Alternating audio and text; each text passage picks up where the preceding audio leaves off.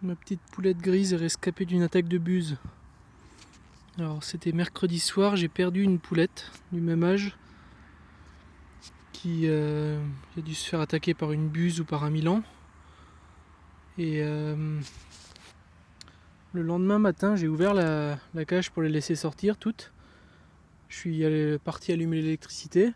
J'ai pris mon petit déjeuner, j'étais sur le point de partir au travail.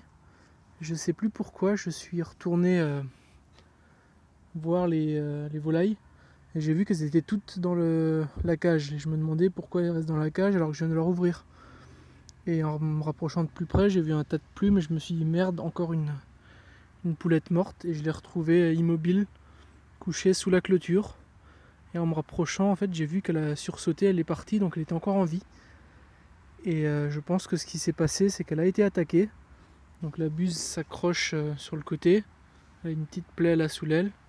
Et elle attaque avec le bec, la nuque. Donc elle avait la nuque très abîmée, avec de la peau qui manque. Je lui ai mis du spray, du pansement en spray. Ça coagule bien, donc ça a tout de suite arrêté de saigner. Et ça c'était jeudi matin. Ensuite elle a passé une journée dans le carton dans la véranda, le temps que je m'assure qu'il n'y avait pas d'infection, que je continue à désinfecter un peu. J'ai commencé à désinfecter à l'eau oxygénée avant de mettre un sparadrap. Et là, ça fait 2 jours que je la sors, je l'isole dans une petite cage pour qu'elle ne se fasse pas piquer par les autres poules parce qu'elle est encore très faible. Et surtout, elle n'arrive pas à se nourrir et à manger tout seul. Alors il faut que je lui soulève le verre pour qu'elle n'ait pas à se baisser parce que je vois que quand elle se baisse, ça lui fait très mal à la nuque. Et si elle doit se baisser pour prendre l'eau, vous avez vu en début de vidéo, elle doit un peu reculer la tête pour avaler, ça lui fait très mal, donc elle recule à chaque fois. Et j'ai remarqué aussi que j'arrivais pas à la nourrir, donc elle n'arrive pas à manger des gros grains pour l'instant.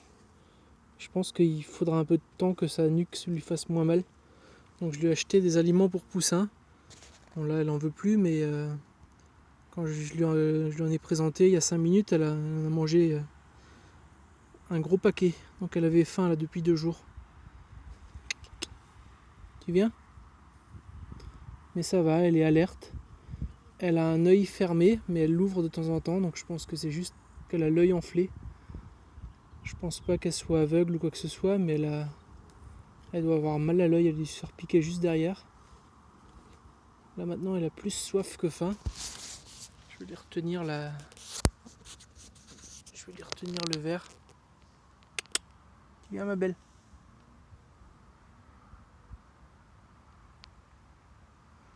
Donc je pense qu'elle va s'en tirer, à moins qu'il y ait une infection qui ne s'est pas encore déclarée.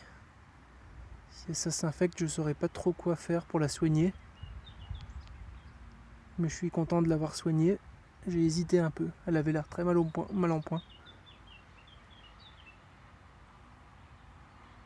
Donc il faut que je renforce un petit peu mes protections contre les buses parce que j'ai eu quelques mois de calme. Et là 2 d'affilée, un le soir et un le matin. J'espère que la buse s'est pris un bon coup de jus et qu'elle va pas revenir tout de suite. À long terme, il me faut beaucoup plus de buissons. À court terme, je sais pas trop quoi faire. Les oies sont censées être là pour dissuader les gros oiseaux. Pour l'instant, elles sont pas encore assez grosses, je suppose. Les petits, maintenant ils ont appris, mais avant ils savaient pas qu'il fallait pas s'éloigner du groupe. Les 4 petits étaient toujours aux 4 coins du pré. Là depuis hier, je vois que les deux qui sont restés là-bas, maintenant ils sont beaucoup plus prudents. Donc c'est possible que j'en perde pas plus que ça.